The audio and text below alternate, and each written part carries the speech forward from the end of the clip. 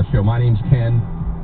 I hope you had a meaningful Father's Day weekend. I am so blessed. I had a wonderful Father's Day weekend. I was building things and fixing things and eating and frolicking mindlessly. I actually totally unplugged. So I hope you had put it this way, a better Father's Day weekend than a lot of people had in Chicago, and we'll talk about that coming up shortly on the Rush Limbaugh Show. My name's Ken Matthews from Central PA at the moment. In the bunker, we've all gone to bunkers now. They're very well ventilated, but you can only use a microwave.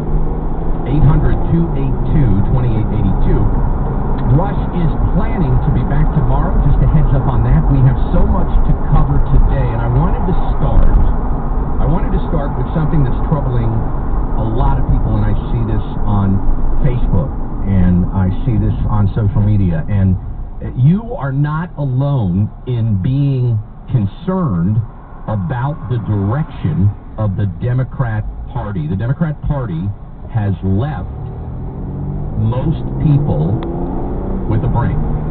They've left you behind.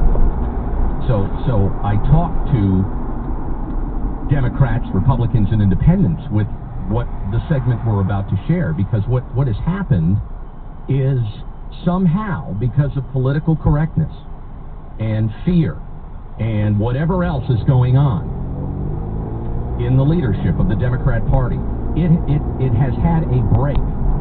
There's been a psychological and a historical break from the greatest country in the world. Once again, and you always have to put this disclaimer out there, especially for people who have a chip on their shoulder about America. You notice, as a conservative, you ever have to do this? You have to do this disclaimer. Well, I'm not saying we're perfect. You always have to make a disclaimer, because people who genuinely don't like America dwell on a couple things. They dwell on the past, whether things have improved or not, whether they've been corrected or not. They dwell on any blemish. So the leftist of today, the leftist history teacher of today, the leftist leader in the Democrat Party of today, they will walk into the greatest environment on earth for any living human being, and they'll search for that one blemish. Now that's what's behind these statues coming down. People have been texting me, and we've talked about this. There's really not a lot of debate at this point that this group of people, the type of people that took over Seattle and Portland, Oregon, and try to take over other cities, there's no debate that a lot of them are ignorant, ill-informed, angry, and they're hardcore leftists.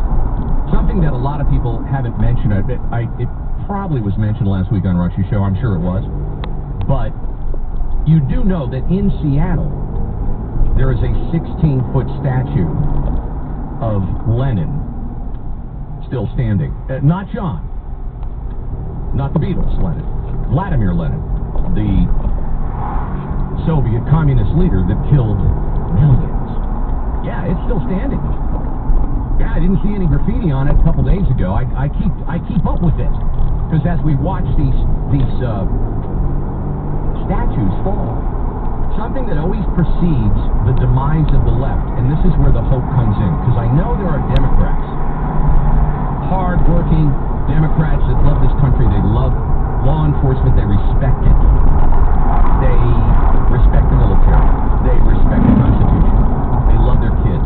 They want them to get a good education. And I could go on, because that's something that so many of us have in common.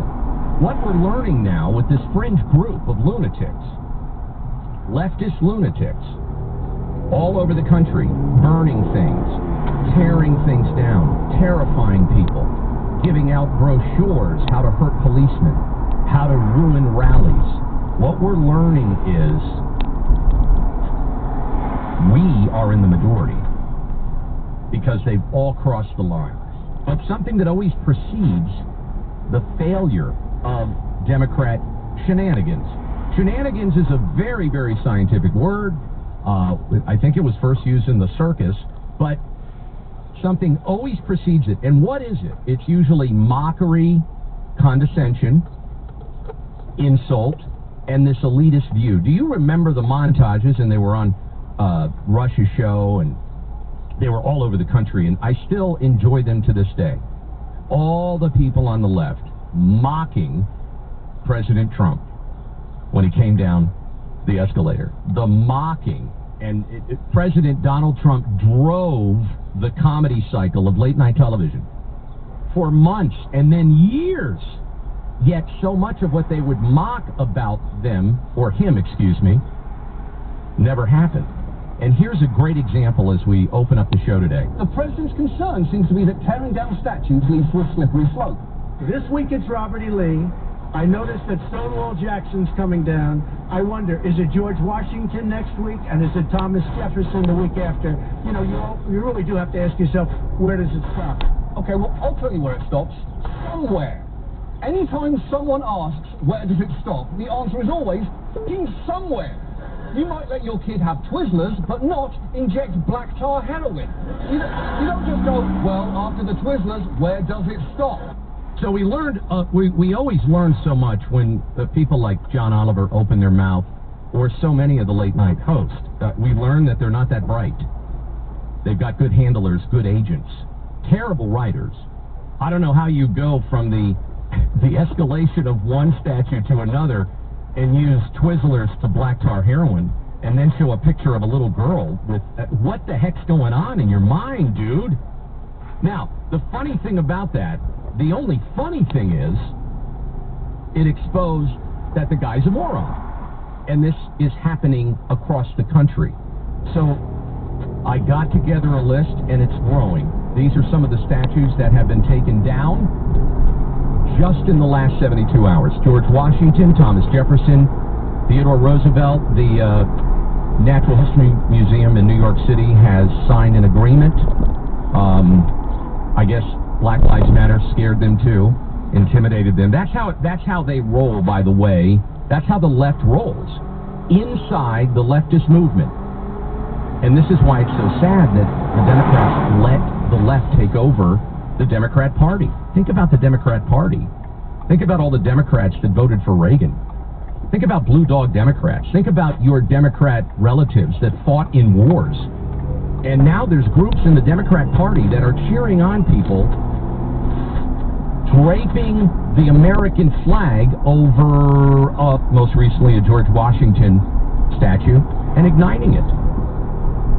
Francis Scott Key, Ulysses S. Grant, again, Teddy Roosevelt is going to be peacefully removed because New York is run by leftists, and there's a lot of cowards running New York, and that's unfortunate. We see that in de Blasio and Cuomo. So that's going to disappear. Now, no one really knows why. They think they know why, but they don't always know why, because of our public education system, which is something else we're going to talk about as we move forward through some of these protests. But no one knows, where do the people get their information? Now, did you hear former quarterback Brett Favre? Did you hear what he said? Yeah, he said that Kaepernick is a hero. And we'll talk about that coming up. And he explained why. Wait till you hear who he compared him to. This is the absurdity. Ulysses S. Grant, that statue has been taken down. Now understand, it's not all of them yet. I'm kicking these off from blue cities and heavily Democrat areas where this is actually happening. Now the interesting thing about Ulysses S. Grant, and one of our researchers on the EIB team, Dean, which we were discussing this before the show, and that's what I was saying at the beginning, but I got sidetracked. It is never, we come in here and we have these meetings, and then I never get over the shock of we're in the middle of discussing something, and then the Rush Limbaugh intro music starts, and I'm like, I'm off. And you're always afraid, because look, when you guest host for Rush Limbaugh, you better have preparation for the greatest audience on earth. People are listening all over the world. Now, this is a little tidbit I want you to share with your friends when they're all excited. Well, you probably don't have any friends that get excited about this, but you might know a liberal idiot that does. The Grant statue comes down, the Ulysses S. Grant statue. Now, this is the interesting thing. Grant was given a slave by his father-in-law. and Ulysses S. Grant, who